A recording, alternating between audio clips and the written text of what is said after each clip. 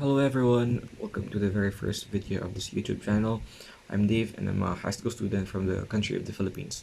So in this video we're going to talk about the Gaussian integral, the integral of e to the negative x squared evaluated from negative infinity to infinity. So our task is to evaluate this integral, but we have a few problems. Our first problem is that it's non-elementary, and the second problem is that our infinite bounds, negative infinity to infinity. So in order for us to solve this problem, let's first look into the interpretation of this integral. So basically, the integral of e to the negative x squared evaluated from negative infinity to infinity is basically just getting the area under the curve from negative infinity to infinity.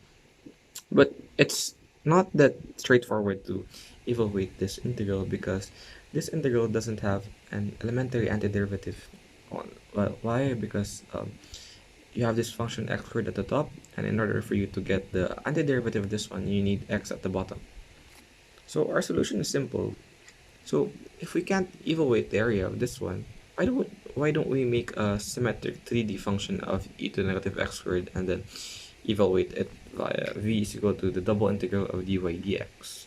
So and then we squeeze water out of there, and then we get the value of this integral.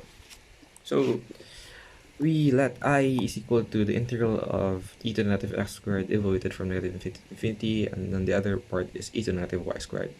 And then we multiply both functions, so we get I squared is equal to the double integral of e to the negative x squared plus y squared dy dx. So as you can see here, we have this x squared plus y squared part here. So I think it would be pretty easy for us if we convert it to polar coordinates. So basically this is our function, our 3D function, we get the value of this one. So let's convert this part here, x squared plus y squared, into polar coordinates. So in polar coordinates, our point is defined as by r and theta. So we get r squared is equal to x squared plus y squared. And in polar coordinates, I mean in rectangular coordinates, your dA, it's basically just dy of dx. But in polar coordinates, your dy dx will become r dr d theta. So you may be wondering, why is there a jump r here? So the reason for that is Jacobian transformations. But I'm gonna make a separate video about this Jacobian transformation that I'm talking about. So let me just explain it in simple terms. So basically, if you want to get the area, or yeah, let's just say area, so you integrate dA. So basically, this is just you have a certain value of r, you integrate r dr, so it's like that, and then you make it turn so it covers the same area. It covers the same bounds as of the rectangular coordinate system.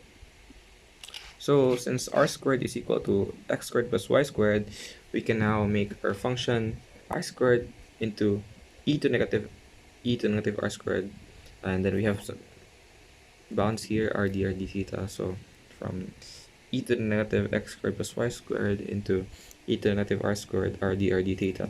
So how do we transform our bounds? Negative infinity to infinity of y and negative infinity to infinity of x.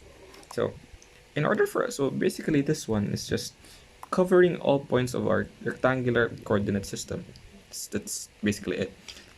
So how do we cover the same coverage in the polar coordinates? So that's easy. So in order for us to cover all r's, we just integrate from starting from the 0th point to the infinite r, and then integrating that r into the theta, so we twist it, so we still cover the same coverage as of negative infinity to infinity and negative infinity to infinity.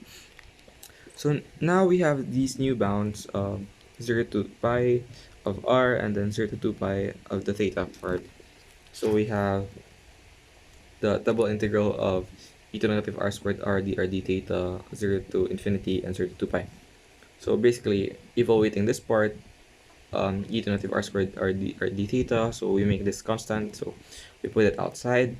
And now we have this multiplication of functions, so we simply evaluate these two functions. So we have, so the integral of d theta is theta, evaluated from 2 pi to 0, multiplied by negative 1/2 e to the negative r squared. My bad. This is, yeah. So why is it e to the negative r squared, you may ask? Because you have r already here. So the antiderivative of r squared is basically 2r, so we divide it by, I mean, negative 2r, so we divide it by negative 1/2. So we evaluate this one from infinity to infinity. So evaluating this one, so basically 2 pi minus 0 is 2 pi times negative 1/2, so the 2 cancel out. And then evaluating this part, the infinite part, you can't get the exact value of it, but you may use limits in order for you to evaluate it, or what is the value of this function as it approaches infinity. So limit of r squared as it approaches infinity, e to the negative r squared, so minus e to the negative 0. So we basically get so basically the how this function looks like is like this. So if you make it approach to the negative infinity side, you get basically 0. So because it's just like that, so you get 0. So e raised to the 0 is basically 1. So you get negative pi times negative 1, and then we get I squared is equal to pi.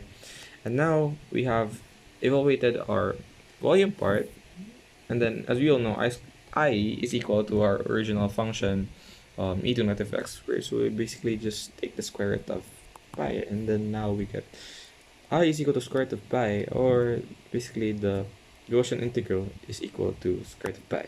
Hey, subscribe. Thank you guys. Subscribe.